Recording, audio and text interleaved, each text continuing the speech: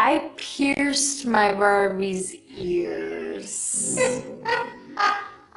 I would go through my mom's little jewelry box and take like her studs and pierce my Barbie's ears. Not that they would like stay in there, obviously, the earrings, but I definitely tried to straighten my Barbie's hair once. It ruined my straightener completely. I'm like, oh, this will work. It's like synthetic plastic hair melting on my straightener. Did it get straight now? No. I went to LA when I was 14 for the first time to meet with an acting coach and see if this was something that I could actually do. And then when I was 18, I moved to LA by myself. I bought a one-way ticket to LA. Didn't know when I was gonna return, didn't have much money in my bank account, and had my fingers crossed and basically sat around all day, every day, waiting for an audition, waiting for something to do. It was quite miserable. I booked Riverdale after I moved back to LA for the second time. I moved home after going for the first time because I ran out of money and I was incredibly depressed and unhealthy.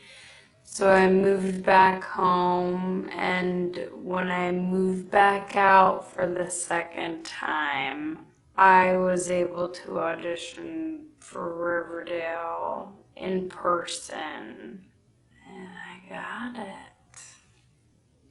When I went back home, I knew that I was gonna end up going back out eventually. I just knew that I needed to save up money and I needed to see a therapist to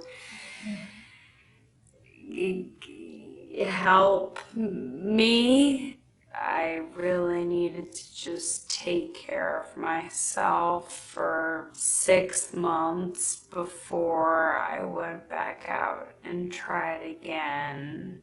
I went back to my job at Pier 1 Imports, where I was a sales associate, and I worked for 6 more months until I saved up very little amount of money and then moved back and tried again. Acting was always my plan.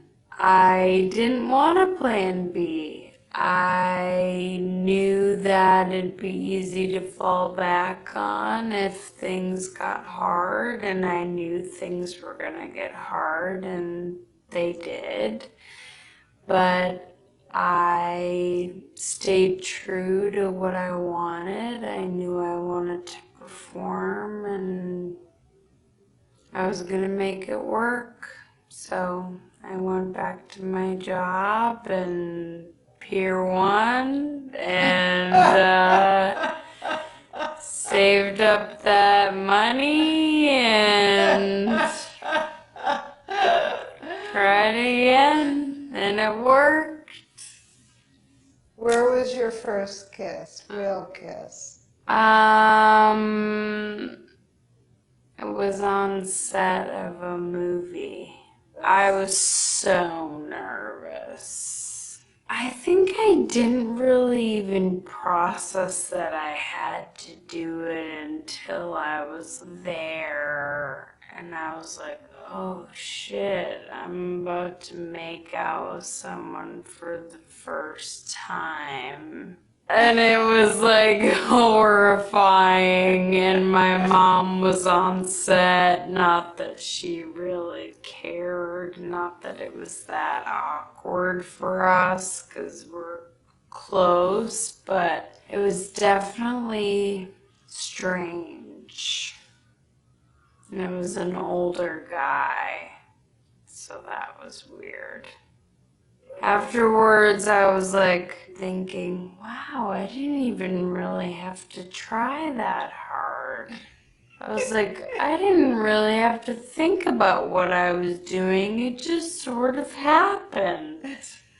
So I guess that was a relief. I think I was just happy to have it over with.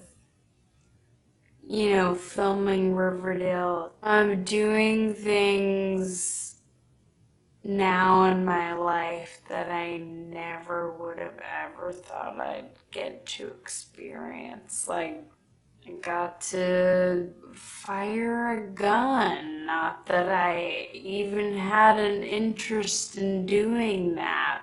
I don't know if you'll see it in the show, but I think Betty will get married before I get married. How about that? For Hustlers, I took 2 pole dancing classes. Oh, wow. How was that? It was challenging, but I'm kind of good at it. You are Now good I at have it? like a party trick. If we're ever at a strip club, I'll be like, hey, let me show you guys. I can go upside down if someone helps me. I did not want to be a Disney kid. We'll leave it at that.